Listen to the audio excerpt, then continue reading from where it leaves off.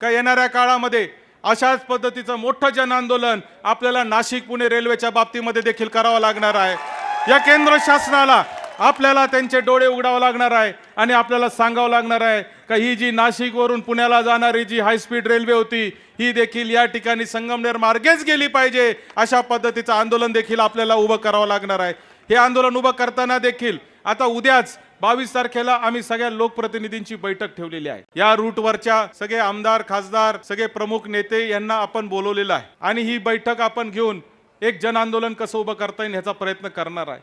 आपला प्रयत्न आहे का न भूतो न भविष्यती, अभी नहीं तो कभी नहीं, अशा पद्धतीने ह्या रेल्वेचा मार्गासाठी आपल्याला संघर्ष उभा करावा लागणार आहे।